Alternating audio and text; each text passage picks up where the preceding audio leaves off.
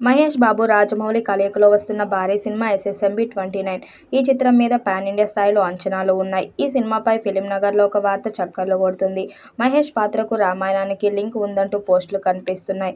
ఇప్పటి వరకు రాజమౌళి సినిమాలో మహేష్ పాత్ర ఒక అడ్వెంచర్ టైప్లో ఉంటుందని మాత్రమే తెలుసు. అందుకు మించి అసలు కథ ఏంటి, మహేష్ పాత్ర ఏంటి అనేది బయటకు రాలేదు. ఇప్పుడు మాత్రం Ramayanam backdrop ఎస్ఎస్ఎంబీ 29లో ఉంటుందంటున్నారు.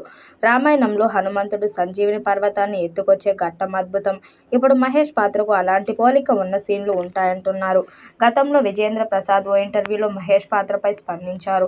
Indiana Jones range కథ చెప్పాలంటే ఇలాంటి ప్లాట్ఫామ్ కరెక్ట్ అన్నారు. దాన్ని బట్టి మహేష్ పాత్ర వేరియేషన్స్ ఉంటాయని తెలుస్తుంది. అత్యాధునిక టెక్నాలజీతో ఈ మూవీని తీస్తున్నాడు చక్కన్న. ప్రస్తుతం రామోజీ ఫిల్మ్ సిటీలో మూవీ జరుగుతున్నట్టు ప్రచారం జరుగుతుంది. దానిపై ఇంకా అప్డేట్ రాలేదు. మూవీ గురించి ఏదో ఒక విషయం వైరల్ అవుతూనే ఉంది. ఈ సినిమాను అంతర్జాతీయ ప్రమాణాలతో చాలా అద్భుతంగా తెరకెక్కిస్తున్నారు. ఈసారి ఆస్కార్ అవార్డ్ టార్గెట్గా రాజమౌళి చాలా పకడ్బందీగా సినిమాను ప్లాన్ చేస్తున్న విషయం తెలిసిందే. దీనికి తోడు ఇందులో గ్లోబల్ స్టార్ ప్రియాంక చోప్రా పాటు మలయాళ స్టార్ పృథ్వీరాజ్ సుకుమారన్ ఈ సినిమాలో భాగమయ్యారు. తాజాగా మహేష్ బాబు ఎస్ఎస్ఎంబీ 29 మూవీకి రామాయణం, ఇంద్రజిత్తుకి మధ్య ఒక సంబంధం ఉందంటూ ఒక వార్త తెరపైకి వచ్చింది. మరి అసలు విషయం ఏమిటో ఇప్పుడు చూద్దాం. తాజాగా రాజమౌళి, మహేష్ బాబు కాంబినేషన్లో తెరకెక్కుతున్న ఎస్ఎస్ఎంబీ 29 సినిమాలో హీరో పాత్రకు సంబంధించిన ఒక ఇంట్రెస్టింగ్ న్యూస్ ఇప్పుడు సోషల్ మీడియాలో వైరల్గా మారింది. ఈ సినిమాలో రామాయణంలోని సంజీవినికి సంబంధించిన బ్యాక్డ్రాప్ ఉంటుందని ఇప్పుడు టాలీవుడ్లో వార్తలు వినిపిస్తున్నాయి. ముఖ్యంగా హీరో పాత్ర హనుమంతుడిని పోలి ఉంటుందని కూడా చెబుతున్నారు.